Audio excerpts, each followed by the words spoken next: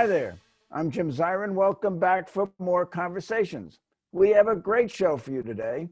Fareed Zakaria is with us. He is an author and the host of CNN's Fareed Zakaria GPS. He has written a dynamite new book entitled 10 Lessons for a Post-Pandemic World. And we are pleased to welcome him to the program because nothing could be more relevant. Fareed, thanks so much for doing this. I loved your book, 10 Lessons for the Post-Pandemic Age. I read it in one sitting. So it's a New York Times bestseller. It's been a bestseller on Amazon, and it's an immensely readable book. And you paint on a broad canvas, and it's so important now. How did you come to write a book about the pandemic while we're still in the midst of a pandemic? Well, thank you, Jim. First of all, thank you for having me on. It's a pleasure and an honor. So what happened was this. I realized a couple of days into the pandemic that my life had shut down, like all of ours. And all of a sudden, every trip I had taken was now canceled. Every lunch I had scheduled was canceled. Every dinner I was going to go to was canceled. And I was beginning to think about, my column, the show, but I started to think, what kind of world are we moving into? What's going on here? How do I make sense of it? And those two things, the fact that I had a lot of free time on my hands and the fact that I had to think about this anyway, made me think, let me try and jot down some of the essential elements that are going to change. And I can come back to those with the show and with the column. You begin with three inflection points in our lifetime. You start with 9/11, and then you move on to the global financial crisis, and of course, COVID. Perhaps there's a fourth, which are the events of January 6th. But I wonder, what do you see in these events as having some connection? What do you think they have in common? And is January 6th another one? So I think that, one way to think about the world we've been living in is that it really has been defined by the end of the Cold War. At the end of the Cold War, what happens is we enter a new world, really, one that is marked by three basic features.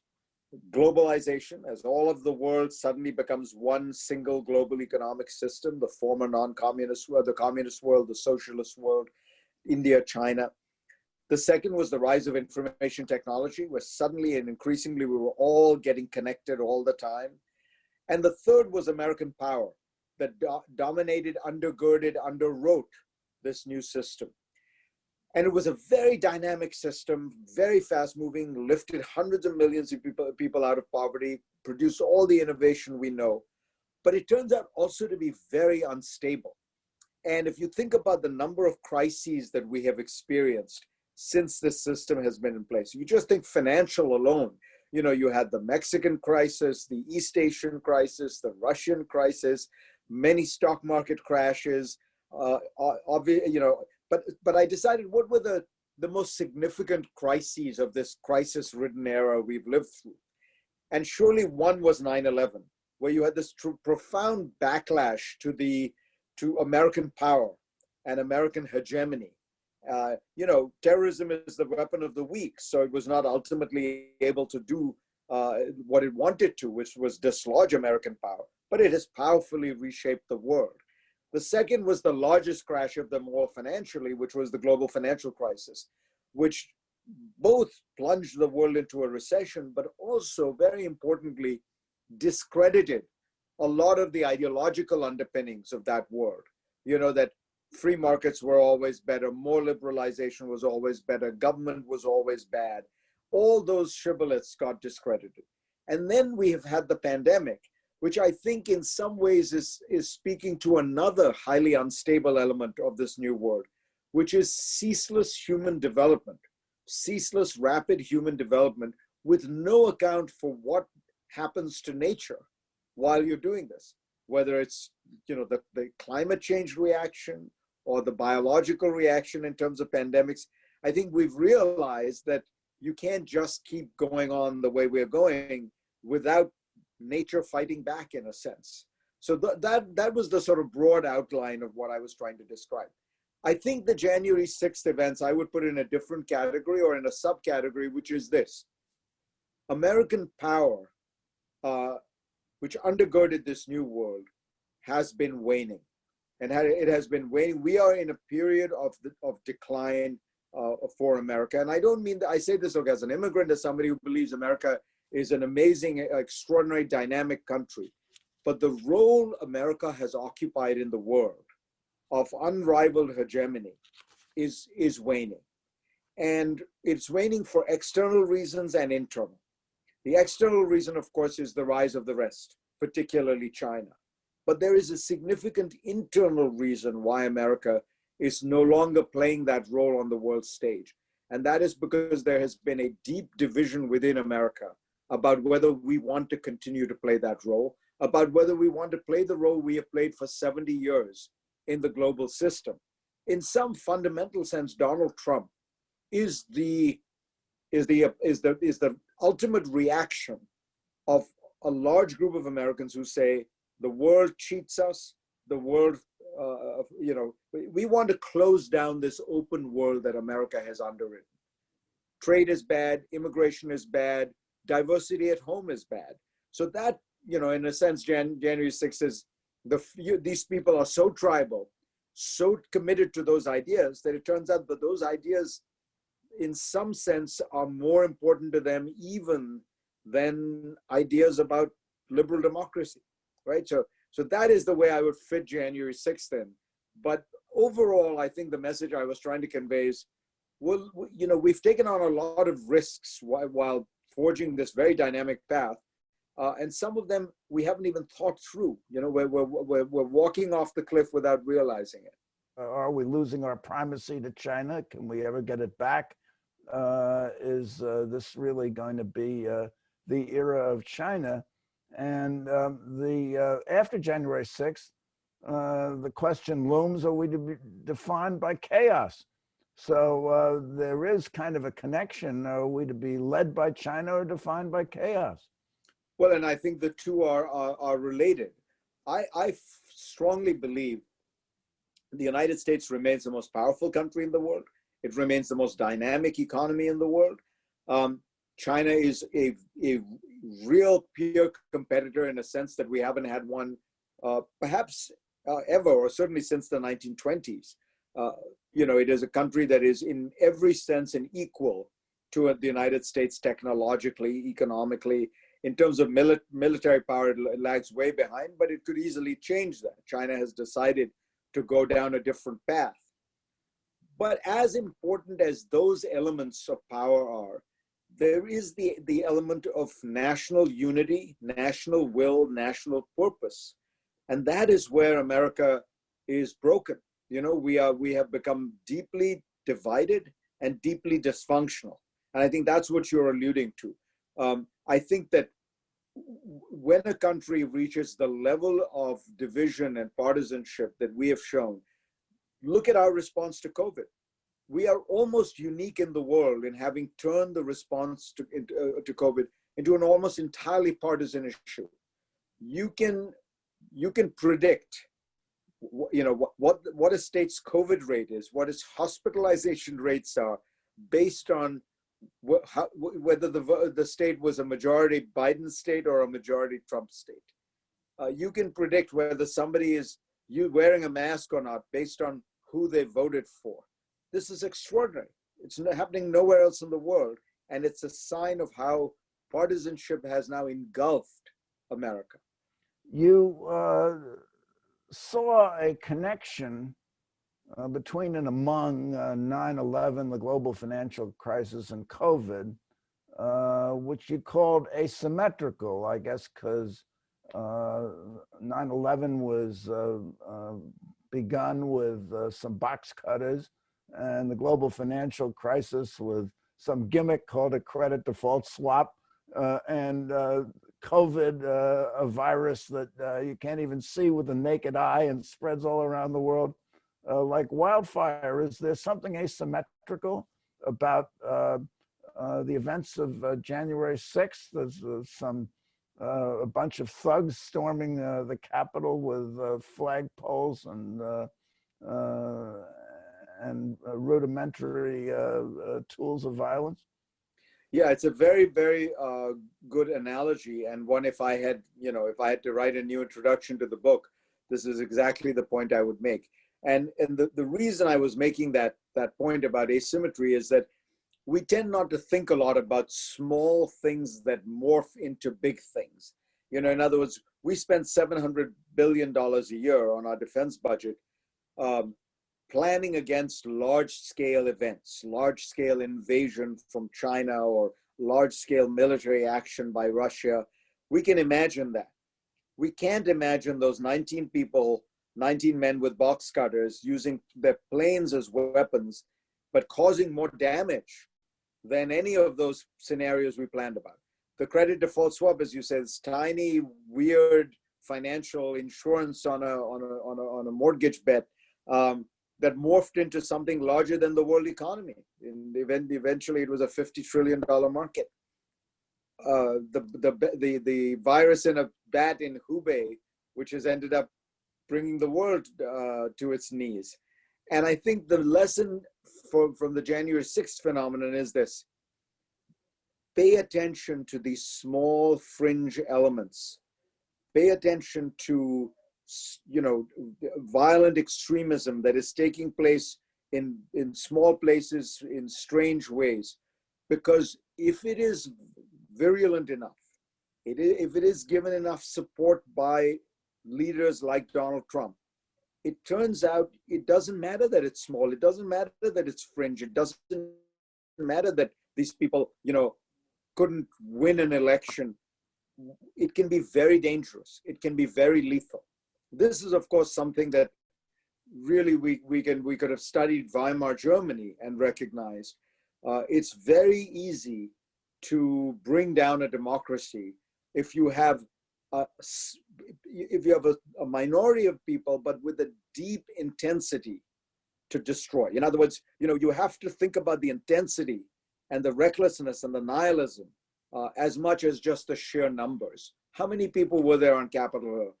You know, probably 5,000, 10,000, I don't know. But, you know, in a country of 340 million. Well, and how many breached the Capitol? Probably less than 100. Right. But think about the destruction they wrought. Right.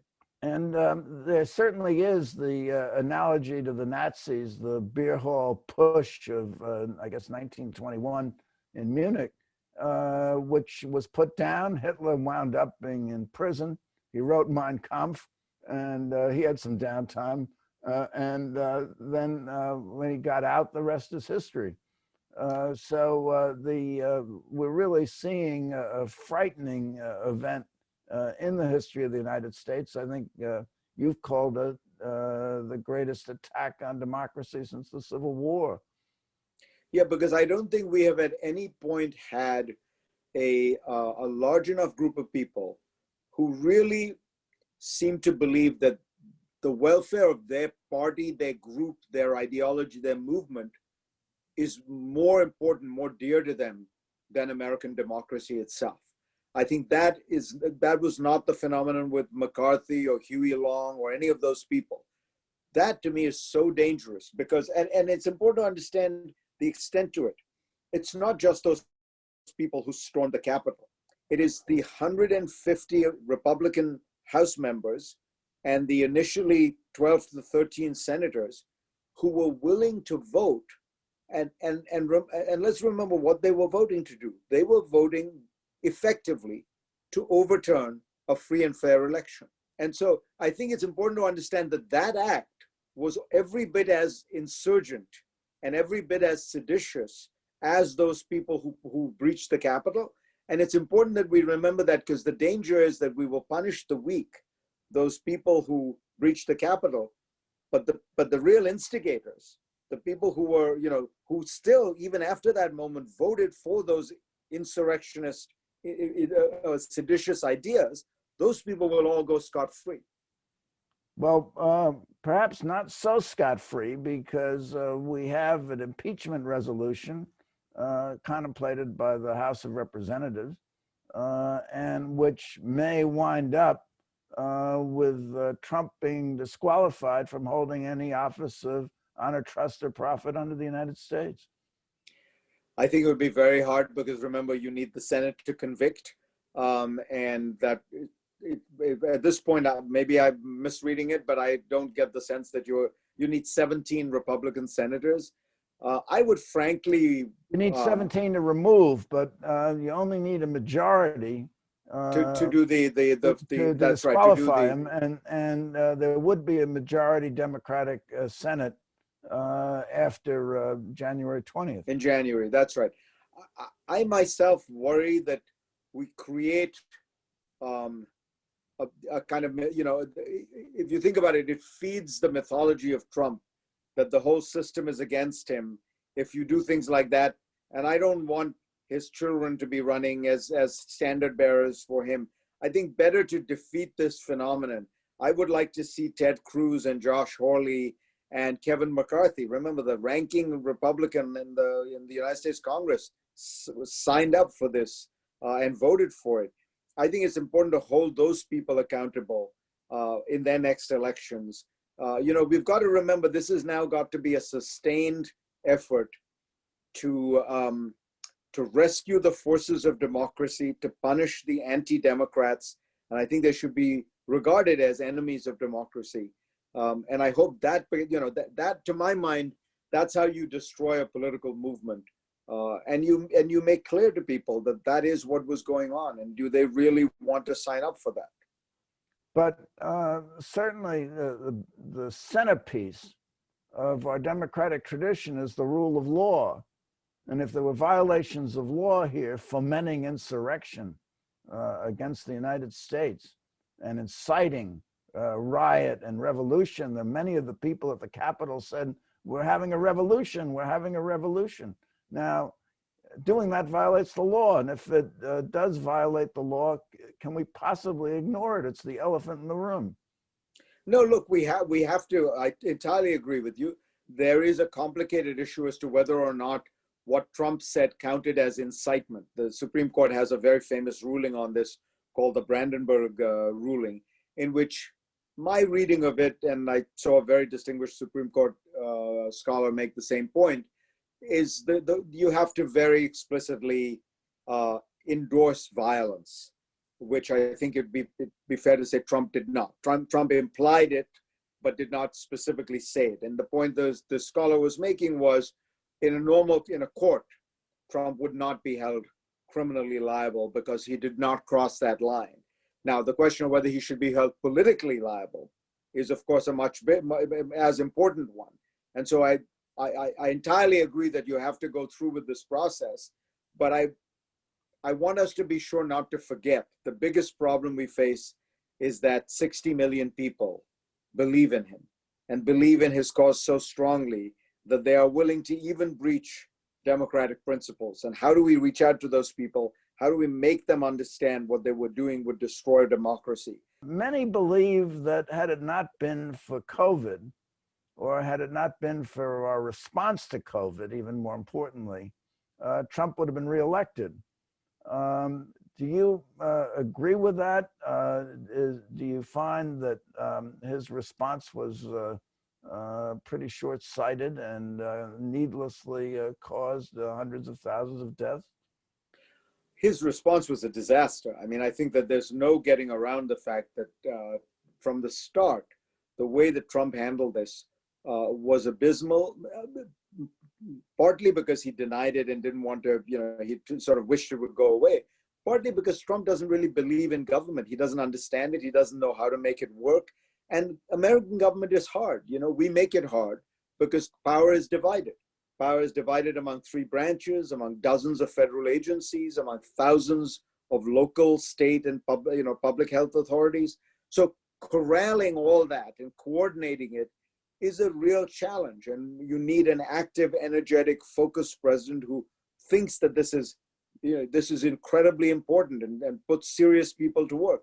For Trump, the presidency is a reality television show. He doesn't really, I think, particularly like the job. He didn't really do it in many ways. So I think there's no question he mishandled it. The question you asked though is, did he pay a price for it? Honestly, the research I have seen, it's not entirely clear, because one of the things that I think Democrats didn't understand was that Trump, by very quickly coming out as the advocate of reopening the economy, attached himself to the many people who wanted to get back to work, the small business owners, the average person who worked at a hotel or a restaurant. And the Democrats got associated with lockdowns, and Trump and the Republicans got associated with reopenings. That might explain, by the way, why the Republican Party actually did very well in the 2020 election, historically well. They gained seats in the House. They didn't lose as many seats in the Senate as people had thought. And in state legislatures, they continued to do well. Trump, I think the fundamental point to make is Trump was always unpopular. Trump has never had a majority of Americans approving of him. He has always had extremely low approval ratings. He has the highest disapproval ratings of any president on record, going back to Harry Truman. So I think it's more Trump's existential unpopularity that did him in than COVID. I think COVID, it's a little tough to tell. He did botch it, but as I say, there's this other factor. I think that the best way to describe the phenomenon of Trump is this. It is not a majority phenomenon. A majority of Americans have always disapproved of him. But he has a minority of Americans who have an intense attachment to him. To an almost weird level, which is that it doesn't depend on his performance. Trump was right about one thing, right? He said, I could shoot somebody in the middle of Fifth Avenue and my supporters wouldn't abandon me. And he's basically right. That's the nature of the Trump phenomenon, not majority rule, but fanatical minority support. So he became a cult figure, but he did allow COVID to kill 300,000 of our countrymen with no leadership whatsoever, an attack on science, junk science, attack on international organizations like the World Health Organization. As you say, it was just a total disaster, and we're paying a very heavy price for it. The United States has the worst testing, tracing, and isolation system of any of the major advanced industrial countries. And this is, after trillions of dollars spent, months and months of time to prepare, you still find it impossible to get a test in the United States easily, rapidly, quickly, cheaply, and to get the results of that test as crucial within 24 hours or 48 hours at the worst. In almost every other advanced industrial country, that is not true. It's mind-boggling. We have 4,000 people dying every day, and you still can't do this. We still don't have this regime in place.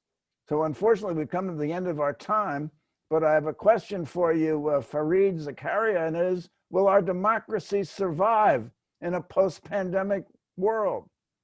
I'm an immigrant, Jim. So I'm eternally optimistic about America. And let me tell you where the optimism comes in this particular area.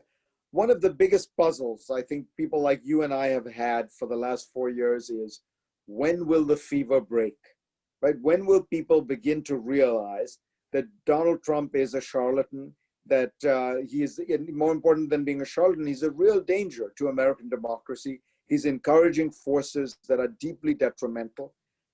I think that what you saw January 6th and the reaction to it has begun the process of breaking the fever. I would not say the fever is broken, but I think you have had more Republicans come out. You've had the editorial page of the Wall Street Journal come out and urge Trump to resign. You've had more senators than ever before break with him. You've had members of the House say that things. You've had Colin Powell on my show last Sunday said, I'm no longer a Republican based on these events. So you're seeing, I think, something which gives me hope that we can find a way to have a real partisan divide in this country. There should be a partisan divide. There should be a divide between left and right, but there shouldn't be an element to it which is so radicalized, so extreme, so anti-democratic that it threatens democracy itself. So I'm hoping that what we have seen here is the fever break.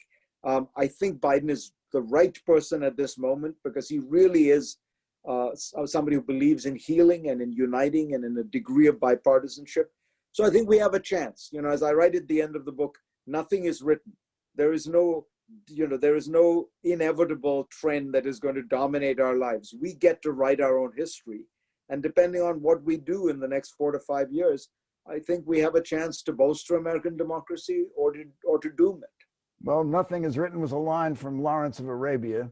And on that optimistic note, we have to close. But thank you so much for coming by. And thank you for coming by. Tune in next week for more conversations. I'm Jim Zirin. Take care, be well, be safe, and all the best.